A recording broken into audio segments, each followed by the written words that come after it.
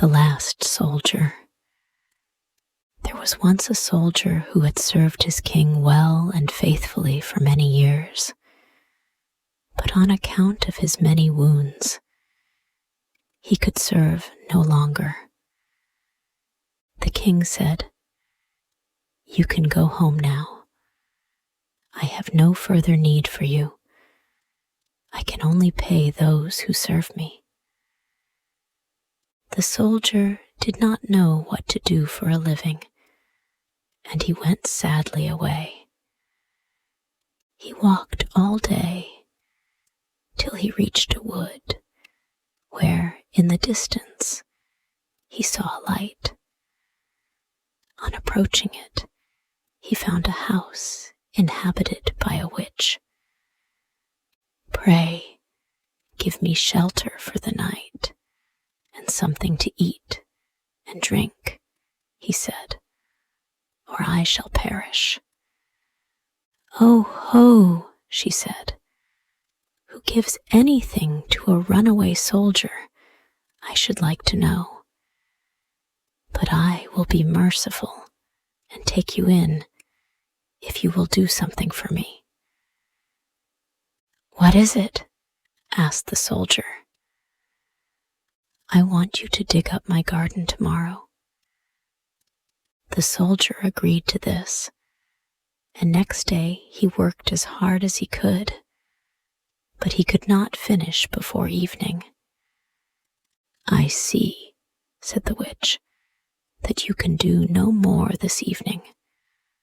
I will keep you one night more, and tomorrow you shall split up some logs for firewood." The soldier took the whole day over this task, and in the evening the witch proposed that he should again stay another night. "You shall only have a very light task tomorrow," she said. "There is an old, dry well behind my house. My light, which burns blue and never goes out, has fallen into it, and I want you to bring it back." Next day, the witch led him to the well and let him down in a basket.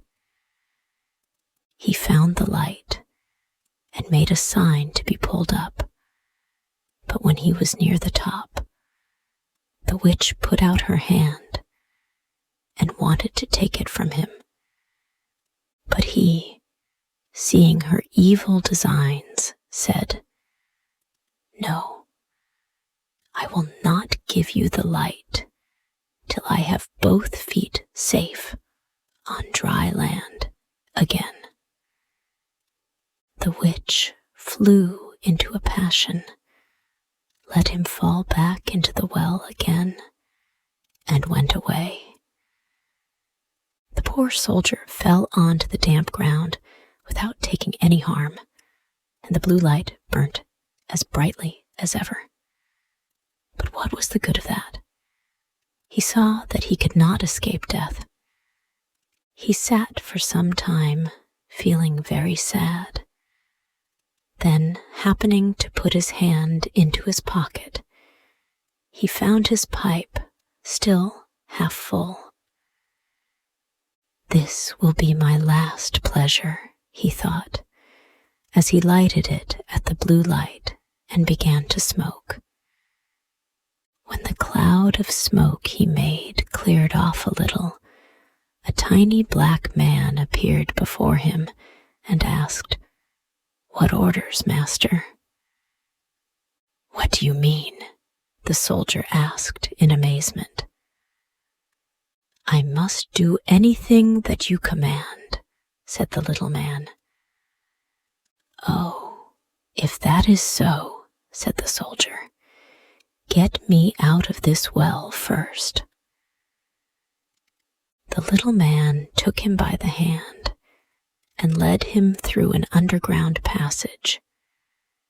But the soldier did not forget to take the blue light with him. On the way, he showed the soldier all the treasures the witch had amassed there, and he took as much gold as he could carry.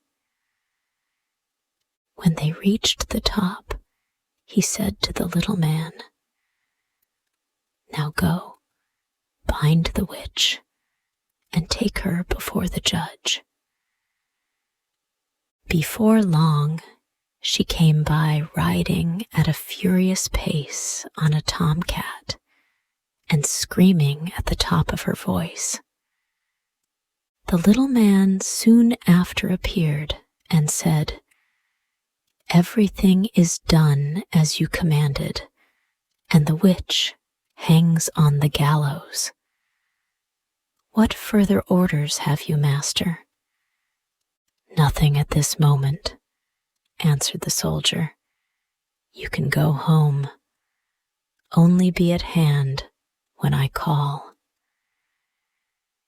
"You only have to light your pipe at the blue light, and I will be there," said the little man, and then he vanished. The soldier went back to the town that he had left and ordered some new clothes. Then he went to the best inn and told the landlord to give him the best rooms. The witch rides the cat, her cloak flying out behind her. Before long, the witch came by, riding at a furious pace on a tomcat. When he had taken possession, he summoned the little black man and said, "I served my king faithfully, but he sent me away to die of hunger. Now I will have my revenge." "What do you wish me to do?" asked the little man. "Late at night, when the princess is asleep in her bed, bring her sleeping to me, and I will make her do menial service for me." "It is an easy enough thing for me to do," said the little man, "but it will be a bad business for you if it comes out." As the clock struck 12, the door sprang open, and the little man bore the maiden in. "Aha! There you are," cried the soldier. "Set about your work at once. Fetch the broom and sweep the floor." When she had finished, he sat down and ordered her to take his boots off. Then he threw them at her and made her pick them up and clean them. She did everything he ordered without resistance, silently, and with half-shut eyes. At the first cock crow, the little man carried her away to the royal palace and put her back in bed. In the morning, when the princess got up, she went to her father and told him that she had had an extraordinary dream. "I was carried through the streets at lightning speed and taken to the room of a soldier, whom I had to serve as a maid and do all kinds of menial work.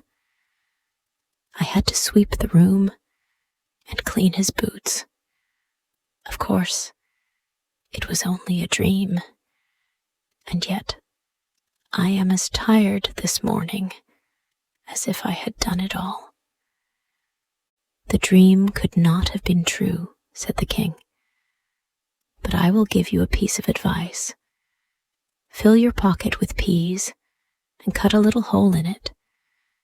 Then if you are carried away again, they will drop out and leave a track on the road."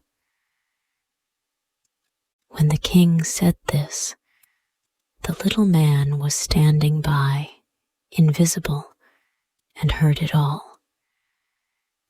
At night, when he again carried off the princess, the peas certainly fell out of her pocket, but they were useless to trace her by, for the cunning little man had scattered peas all over the streets. Again, the princess had to perform her menial duties till cockcrow.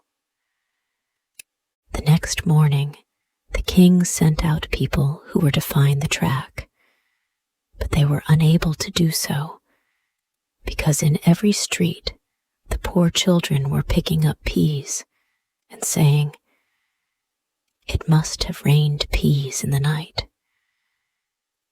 "We must devise a better plan," said the king. "Keep your shoes on when you go to bed, and before you come away from the place where you are taken, hide one of them. I shall be sure to find it." The little man heard this plan also, and when the soldier told him to bring the princess again, he advised him to put it off. He said he knew no further means against their craftiness, and if the shoe were found, it would be very dangerous for his master. "Do what I tell you," answered the soldier. And for the third time, the princess was brought and made to work like a servant. But before leaving, she hid one of her shoes under the bed. Next morning, the king ordered the whole town to be searched for his daughter's shoe, and it was soon found in the soldier's room. He himself, at the request of the little man, had gone outside the gates, but before long he was seized and thrown into prison.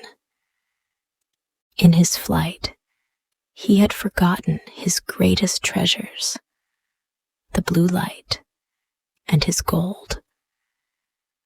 He had but 1 ducat in his pocket. As he stood at his window in the prison, loaded with chains, he saw one of his comrades going by.